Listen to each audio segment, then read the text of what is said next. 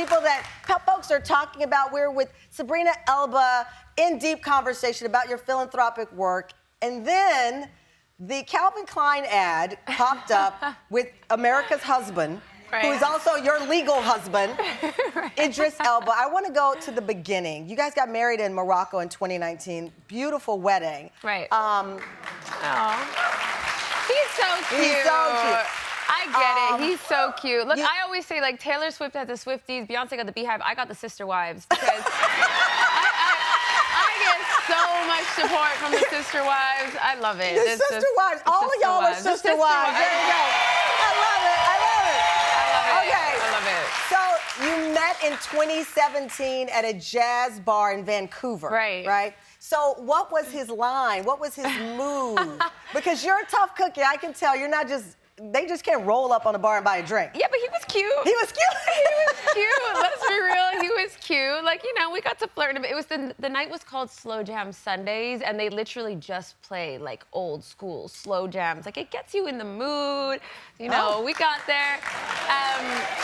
But just you remember didn't know thinking, who he was, right? You didn't know who he was? Not in the first instance. He had a hat, but I discovered that very quickly, obviously. But he was just acting like a natural, regular person, and he was amazing vibes, but we just intellectually connected so quickly. I mean, that night we ended up talking for like hours, and I hadn't had that ever in any of my previous relationships. So for me, and then the fact that he's African, and we bonded about so much, and I fell in love so fast. I really did. I did.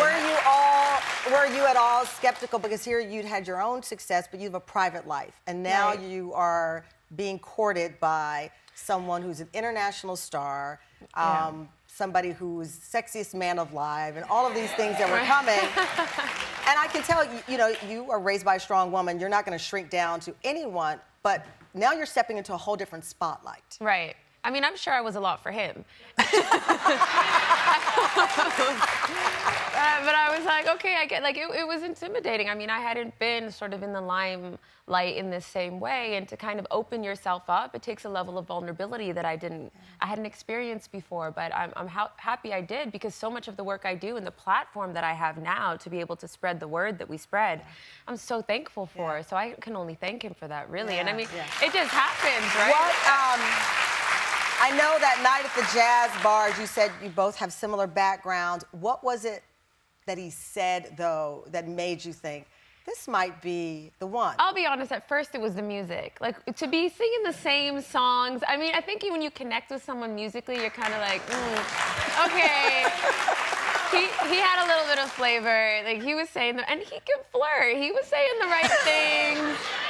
You know, so it didn't take too much. What was the song you had in common? What was one of the songs? What was it? It was like, when we've come to the end of the road. Okay, so y'all gonna take over and sing on the show. It's a choir. It's beautiful. So that's Boys to Men. So you bonded over Boys to Men. Really did. But also they were playing like Tribe Called Quest, and like they had some funky bits in there, and we were just like, just okay. vibing. Yeah, we were just vibing. When he proposed, because you said prior to this you hadn't experienced this type of love, what was that like for you? Yeah, I mean, it was the last thing I'd expected in that moment. He was working on a film when we'd met, his first directorial debut, and he had put his heart and soul into this, so I supported him as much as I could. So he was on stage presenting it to friends and family. I mean, his mom, his close people.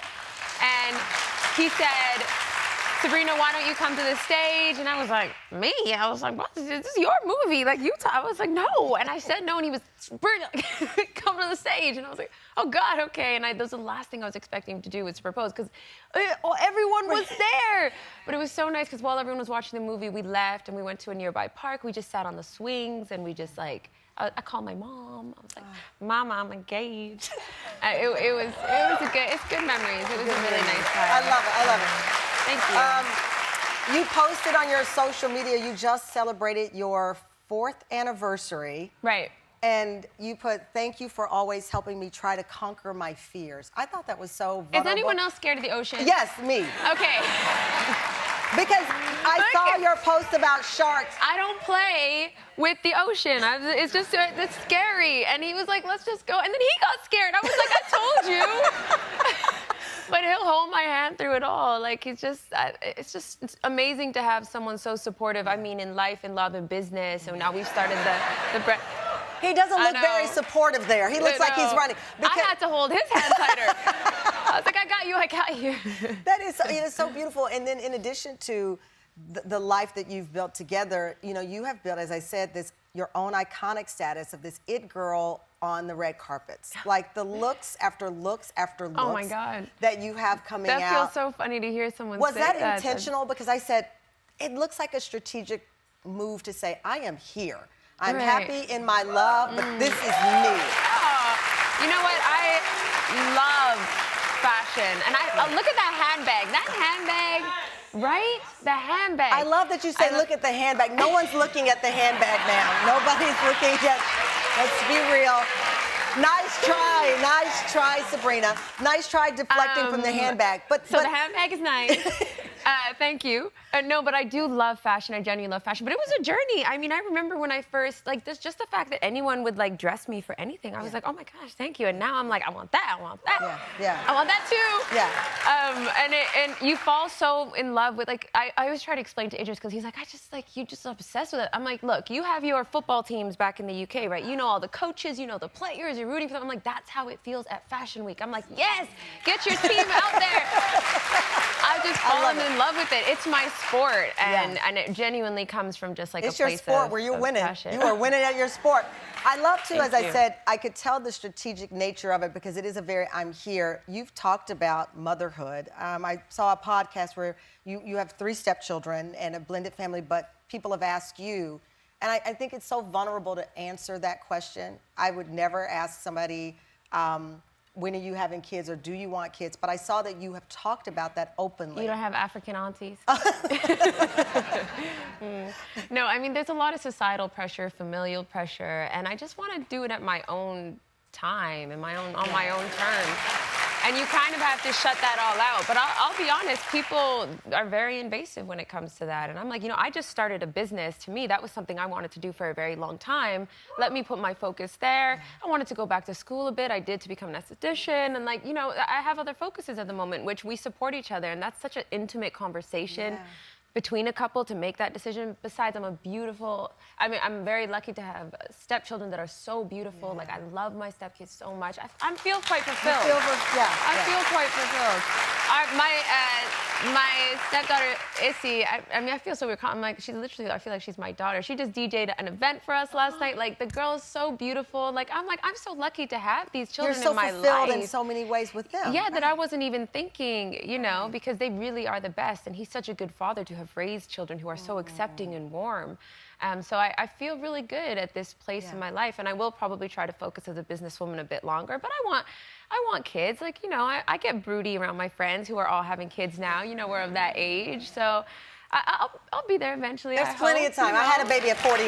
My first child at 48, so there's plenty of time. And I think women are changing that for other women. Yeah, I had my first child at 48, so there's plenty of time. Now, I'm tired. I can't lie. I'm 53 with a 4-year-old. I'm like, hold on, baby, I'm coming. But I'm enjoying it. So you talk about the skincare line. I love it. It's Sable. It's your name in reverse. Yeah, it's Elba's backwards. Elba backwards is Sable Labs. But Sable is also a rich brown color, so we just thought the name was perfect. But, you know, we started this almost conceptually about 4 years ago. So seeing it out 2020. now, yeah, so it launched a year and a half ago, and I was just so frustrated with the beauty industry not having products for melanin-rich skin. It's not tested on melanin-rich skin. Actually, the best part was, and what we're trying to show other beauty, you know, brands now is when you formulate starting with melanin-rich skin, because it's more sensitive, because we lack ceramides, it can be drier, you get better skincare for everyone. Yeah. So, you know, and then the best part is I get to incorporate bits of my heritage within the product. So, you know, our new serum incorporates okra. I don't know if you've ever tried okra, but my mother-in-law was like, you need to learn how to make the okra stew. Oh. Yes, and then I realized how beautiful and powerful it is for skin. So we don't just use African ingredients because they're trendy. They are better. They work better. They exist in the harshest climate. There you go. They're packed with antioxidants. And I think there's a shift now where people are coming to Black and African founders because we are the authority on hyperpigmentation, not just because it's the nice thing to do is buy black. Buy black because it works. Oh.